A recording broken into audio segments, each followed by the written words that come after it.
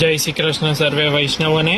તો આપણે જે ચિત્રજી સ્વરૂપના શિંગાર જોઈ ગયા હતા એવી જ રીતે વૈષ્ણવોએ કમેન્ટ કરી છે કે લાલન સ્વરૂપના શિંગાર પણ, તો આપણે સમયની અનુકૂળતા મુજબ લાલનના શિંગાર પણ જોતા રહીશું। તો આવી રીતે જ્યારે સ્નાન શિંગાર થઈ જાય તો આજનો જ જે શ્રીજી બાવાનો ઐચ્છિક શિંગારનો ક્રમ જે છે એની અંદર લીલી સરીદાર જરી અને માણેકના આભરણ છે।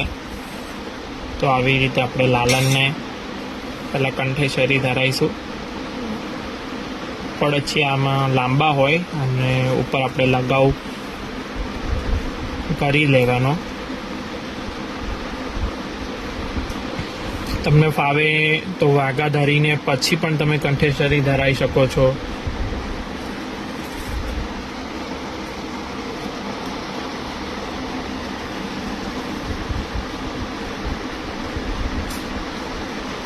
આવી રીતે એકદમ ફૂલ બાય કવર થાય એવી રીતનો વાંકો હોવો જોઈએ।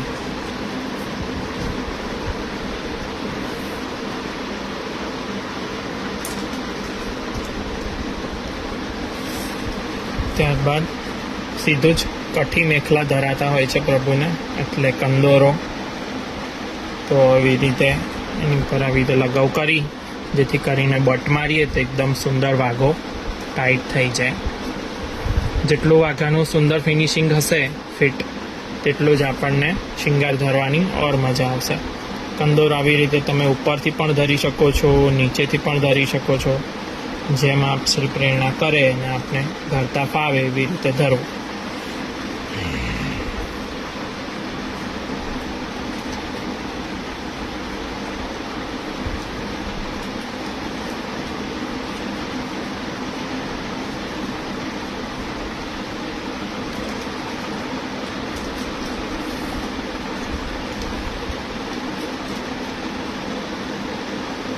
આવી રીતે બરોબર બટ લઈ લેવા।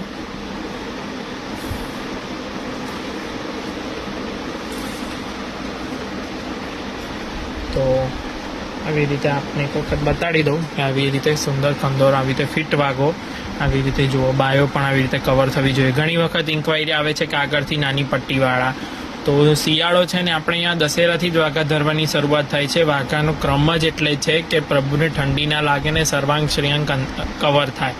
તો પછી એવા પટ્ટીવાળા વાઘા એના કરતાં કે આવા વાઘા તમે ધરતા શીખો, એટલે વાઘાનો ક્રમ જ આવી રીતનો હોય છે। એટલે જો કોઈ વૈષ્ણવે આવી રીતે સેવાક્રમની અંદર જોઈ લેવું,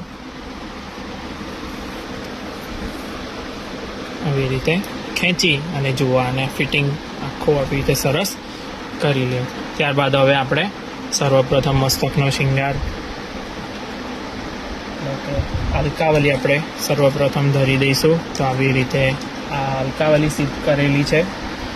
અનુકૂળતા રહેશે તો આપણે આ આભરણો પણ કેવી રીતે સિદ્ધ કર્યા છે એનો પણ આપણે વિડીયો જરૂરથી મૂકીશું, જેથી કરીને વૈષ્ણવ પણ પોતે આભરણ ઘરે જાતે સિદ્ધ કરી શકે માપના। તિલકવાળી ઘડીએ જગ્યા ઉપરથી ખસી ન જાય એટલે આપણે એની માટે આવી રીતે ઐચ્છિક છે, આ તમે ચાહો તો કરી શકો છો, કોઈ ક્રમ નથી।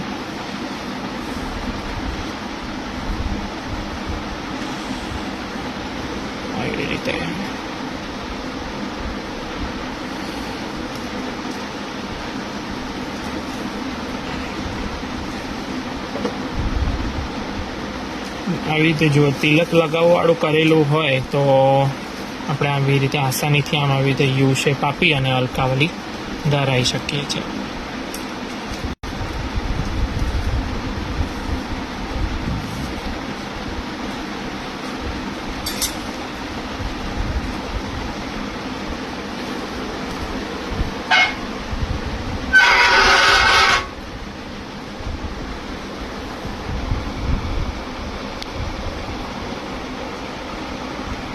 તો આવી રીતે આ થઈ ગયા પછી પાછળ મેં લગાવની શિખા કરી રાખી છે। જો સ્વરૂપમાં શિખા હોય તો શિખાના આધારે જ આ બધા જ પડછિયાના બટ પાછળ લેવાતા હોય છે, પણ જો શિખા ના હોય તો લગાવની એક નાનકડી સી ગોળી કરી અને શિખા સ્વરૂપે પાછળ ધરી દેવી, એની ઉપર આ બધા પડછિયા લાગી જશે।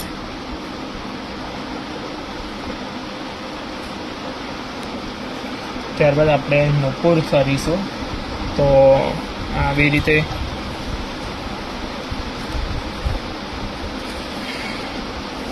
જડાવના જ આવા નુપુર કરેલા છે.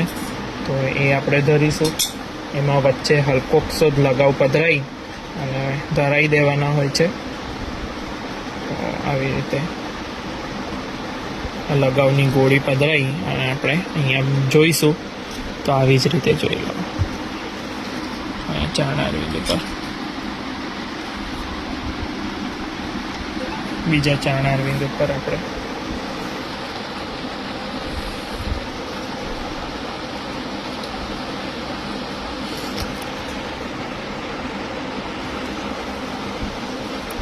હવે આપણે